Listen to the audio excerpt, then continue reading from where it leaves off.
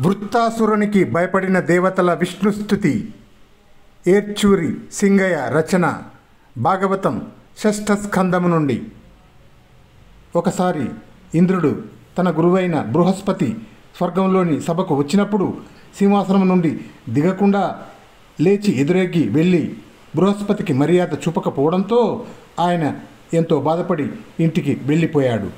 అటు తర్వాత ఇంద్రుడు తన ప్రవర్తన తన గురువు పట్ల బాగాలేదని గ్రహించుకొని గురువు వద్దకు వెళ్ళాడు క్షమాపణలు చెప్పుకోవడానికి. అయితే ఇంద్రుణ్ణి చూడటానికి కూడా ఇష్టపడని బృహస్పతి ఇంద్రునికి కనపడకుండా వెళ్ళిపోయాడు ఎక్కడికో. అంతటా బ్రహ్మదేవుని ఆదేశంతో త్వష్ట ప్రజాపతి కుమారుడైన విశ్వరూపుణ్ణి దేవతలు తమ గురువుగా తమ పురోహితునిగా పెట్టుకున్నారు. విశ్వరూపుడు ఉపదేశించిన నారాయణ కవచం శక్తితో ఇంద్రుడు రాక్షసులను ఓడించాడు.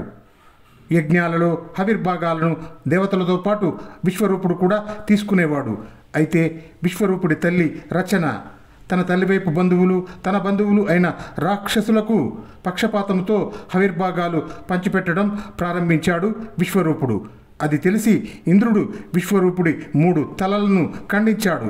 దాంతో ఇంద్రునికి బ్రహ్మహత్య పాతకం చుట్టుకున్నది. తన కుమారుణ్ణి ఇంద్రుడు చంపినందుకు ప్రతీకారంగా త్వష్ట ప్రజాపతి వృత్తాసురుణ్ణి సృష్టించాడు.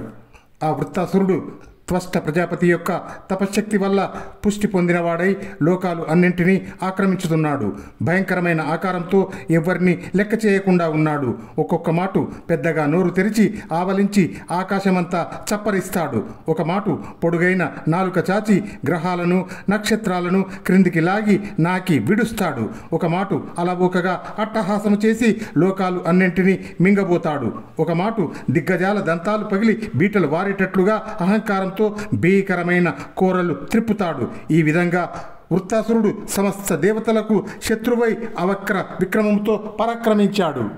అటువంటి భయంకర ఆకారం కలిగిన వృత్తాసురుని మీదికి దేవతలంతా గుంపులు గుంపులై దూకారు. ఆగ్రహ ఆవేశంతో అతన్ని చుట్టుముట్టి అస్త్ర శస్త్రాలు ప్రయోగించారు. వీరాది వీరుడైన ఆ వృత్తాసురుడు వారి శస్త్రాలను అన్నింటినీ చుట్టి పట్టుకొని నోటిలో పెట్టుకొని గుటుక్కున మ్రింగివేసి మహాభయంకరంగా గర్జించాడు. తమ అస్త్రాలను భక్షించిన వృత్తాసురుణ్ణి చూసి దేవేంద్రాది దిక్పాలకులు దేవతలు భయపడినారు, పారిపోయినారు. తమకు దిక్కు ఎవరా అని చింతిస్తూ దిక్కుల వెంట పరుగులు పెట్టారు. ఈ వృత్తాసురుడు మనకు అజేయుడు. మన పదునైన ఆయుధాలన్నీ మృంగివేశాడు. వీనికి సాటి అయిన మేటి ఎక్కడా లేడు. ఇక మన బతుకులు పాడైపోయినాయి. మనకు కీడు మూడింది. ఇప్పుడు శ్రీ మహావిష్ణువే మనల్ని రక్షించాలి. అందువల్ల ఆ నారాయణుణ్ణే రక్షింపమని వేడుకుందాం. ఆయన భక్తులతో చెలిమి చేద్దాం. ఆయనకు జాలి కలిగేటట్లు సంకీర్తనలు చేద్దాం. మనం అలా చేస్తే ఆ స్వామి కరుణించి వీడు నాశనమయ్యే విధానం మనకు దయతో వెల్లడిస్తాడు. అప్పుడు మన స్వర్గం మనకు ఉంటుంది. ఈ విధంగా దేవతలు ఆలోచిస్తూ తమలో తాము తికమకలు పడుతూ సందేహిస్తూ ఎలాగో పోలేక విష్ణువు సన్నిధికి వెళ్ళారు. దారి పొడుగునా ఎక్కడ చూసినా వారి కన్నులకు వృత్తాసురుని భయంకర రూపమే కనిపిస్తున్నది. భయార్తులైన దేవతలు పాలసముద్రం దగ్గరికి వెళ్ళారు.